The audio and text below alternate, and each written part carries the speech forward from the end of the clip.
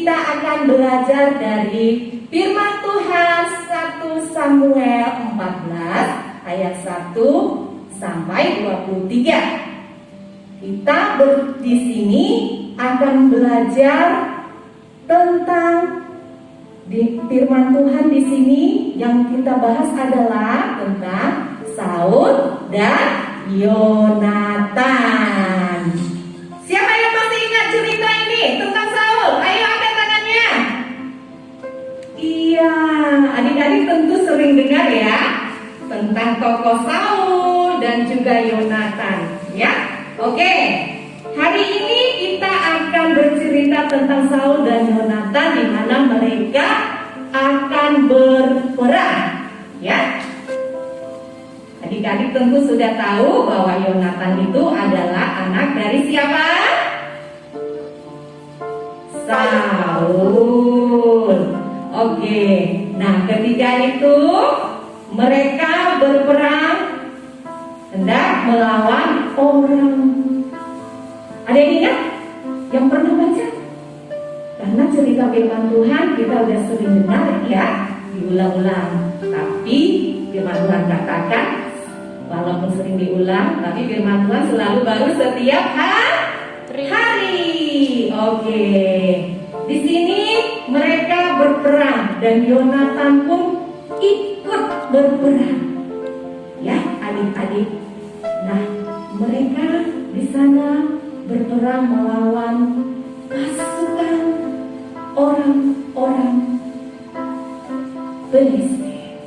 Ya, nah Yonatan pun ikut di sana berperang dan ayat 6 berkatalah Yonatan kepada bujang pembawa senjata itu. Ya, Yonatan berkata pada bujangnya, mari kita membawa senjata, katanya, mari kita menyeberang ke dekat pasukan pengawal orang-orang yang bersunat ini. Ya, Yonatan berkata seperti itu. Dan mereka pergi bersama-sama dan mereka lihat, ternyata ada pasukan lawan mereka. Sepertinya lebih kuat dari mereka. Ya, adik-adik. Dan ketika itu Yonatan dengan prajuritnya, dengan seorang pahlawannya, berkata kepada prajuritnya ini seperti ini ya. Apabila ayat 9, adik-adik boleh lihat. Apabila kata mereka seperti ini, berhentilah. Ya, apabila nanti pasukan lawan mereka orang Filistin itu berkata, berhentilah sampai di sini, maka mereka akan berhenti karena mereka akan menaiki suatu bukit. Ya, dan Yonatan juga berkata, tetapi kalau mereka berkata, naiklah kemari, maka kita akan naik. Kata Yonatan, berarti Tuhan akan terlibat dalam peperangan kita. Berarti Tuhan akan menyerahkan mereka kepada kita. Ya, kata Yonatan kepada pasukannya, ya, kepada prajuritnya, seorang prajuritnya. Dan kemudian adik-adik, orang dari pasukan itu, lawan dari Yonatan itu ya, di sana dikatakan orang-orang dari pasukan pengawal itu berseru kepada Yonatan dan mereka berkata kepada Yonatan, ya adik-adik, naiklah kemari. Sepertinya kalimat selanjutnya mereka berkata seperti ini, maka kami akan menghajar kamu. Sepertinya kelihatannya mereka mengejek Yonatan ya. Ya, marilah kemari. Sepertinya kami mau menghajar kamu. Dengan bangganya mereka berkata seperti itu, dengan yakinnya mereka berkata seperti itu. Mereka akan menang, mereka akan mengalahkan Yonatan. Ya, tetapi ketika mereka mendengarkan perkataan itu, maka Yonatan pun datang maju bersama dengan seorang prajuritnya tadi. Lalu Yonatan bilang, mari kita maju, ikutlah aku, katanya. Lalu seorang prajuritnya tadi dan mulai mengikuti Yonatan dari belakang. Ya, kemudian apa yang terjadi adik-adik? Kita boleh lihat yang di sana lagi ayat firman Tuhan itu. Ya, berikutnya dikatakan, maka mereka mengalahkan orang Filistin tadi. Ketika mereka naik dan Yonatan tahu bahwa ketika mereka akan naik, Tuhan akan membela, Tuhan akan turut serta dalam peperangan mereka, sehingga Yonatan boleh mengalahkan orang Filistin tadi dan membunuh dengan parang mereka. Ya adik-adik, sehingga orang Filistin itu banyak yang mati, banyak yang terbunuh. Ya, kenapa bisa seperti itu? Kenapa Yonatan yang bisa menang ya? Karena Yonatan itu dia percaya kepada Tuhan. Dia tidak mengandalkan kekuatannya. Tetapi siapa yang diandalkan? Tuhan. Dia mengandalkan Tuhan. Sehingga musuh-musuhnya orang Filistin itu semuanya yang begitu banyak bisa kalah. Semuanya bisa terbunuh. Sehingga yang lainnya pada ketakutan. Sehingga Yonatan memperoleh kemenangan. Ya adik-adik, kenapa Yonatan bisa menang? Karena tadi Yonatan mengandalkan Tuhan. Ya adik-adik, di dalam nas tadi kita sudah lihat bahwa Yonatan percaya dengan firman Tuhan itu, bahwa Tuhan terus menyertai dia ya. Bagaimana dengan kita adik-adik? Kita mendengarkan cerita firman Tuhan bahwa Yonatan berperang dan dia percaya dia disertai oleh Tuhan, yang dia andalkan hanya Tuhan. Nah, kalau dengan adik-adik, dengan pembelajaran kita hari ini, bagaimana kira-kira dengan pembelajaran adik-adik yang kita dapatkan dengan cerita pagi ini? Ya, apa peperangan yang ada dalam kehidupan adik-adik kira-kira ya? Kalau Yonatan peperangannya dia melawan orang Filistin dengan pasukan yang begitu banyak, dia membunuh lawannya. Nah, kira-kira kalau pada adik-adik, peperangan pada adik-adik apa ya? Ada yang bisa jawab nggak?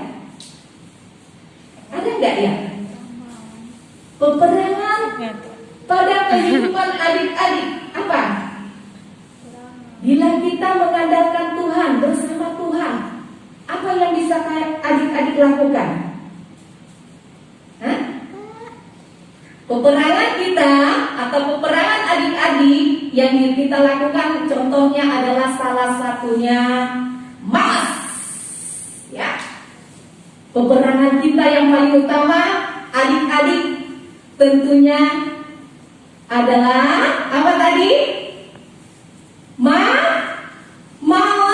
Jadi tidak berperang dengan pedang ya, tapi kecenderungan adik-adik malas. Malas apa ya? Kira-kira malas apa? Iya, apa Joy? Malas apa? Bermain game. Malas bermain game. Bukan. Kalau bukan bermain game sayang. Perperangan kita. Malas apa? Kira-kira apa ya? Oke, kakak kasih tahu. Malas belajar. Ya kan? Perperangan kita di situ, perperangan adik-adik di situ. Malas belajar. Baru malas apa lagi? Kakak mau dengar? Ada yang malas mandi. Terus malas apa lagi? Malas membantu orang tua, membantu mama, membantu papa. Iya kan? Itu peperangan adik-adik. Baru malas apa lagi? Siapa yang bisa jawab lagi? Ada loh. Balita. Malas apa lagi? Darlin. Darlin? Alkitab. Iya benar. Malas membaca Alkitab. Iya Darlin pintar. Iya. Perperangan adik-adik di situ juga. Malas membaca Alkitab. Ada lagi nggak kira-kira ya? Joy. Ya, Joy. Malas berdoa.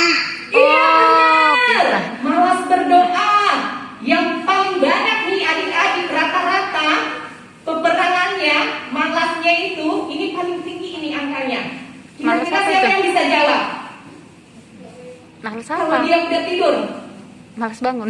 kalau sudah tidur. Malas bangun pagi. Malas bangun. Iya benar. Kebanyakannya bukan cuma adik-adik ya, orang dewasa juga ya. Malas bangun pagi. Kalau bisa iya. Malas saat teduh ya. Nah, ingat ya adik-adik, kalau peperangannya Yonatan itu mereka membunuh pasukan orang Filistin, tapi adik-adik bukan berarti berperang dengan pedang melawan orang itu ya, seperti Yonatan. Tapi peperangan adik-adik ingat tadi. Yang pertama tadi apa? Malas. Masih ingat? Malas belajar, malas membantu orang tua, mama papa, terus malas bangun pagi, malas baca Alkitab, malas berdoa. Ya. Jadi, mulai hari ini adik-adik harus bisa menang, berperang melawan kemalasan adik-adik tadi. Ya. Ya, oke siap. Coba bilang seperti ini. Kalau ada dalam satu rumah ada dua, coba bilang sama adik atau kakaknya. Yo jangan malas ya kak. Yo jangan malas ya adik. Coba kalau sendiri. Alena, Elena. Ayo jangan malas. Oke paham? Hitungan ketiga dibuka mic-nya ya. Kakak mau dengar. Sama-sama kita ya. Bilang ayo jangan malas. Hitungan ketiga ya. 1, 2, 3. Ayo jangan malas. Iya, oke. Ayo jangan malas. Jadi mulai hari ini Oh, tidak dari sini ya Kak, mengangkut dari mikro. malas. Dia Jadi kita harus apa yang kita lawan? Kita harus melawan apa? Adik-adik harus bisa melawan kesedihan, melawan kemarahan, kekhawatiran adik-adik. Terus kira-kira apa lagi? Kebanyakan pada adik-adik ketakutan juga ya.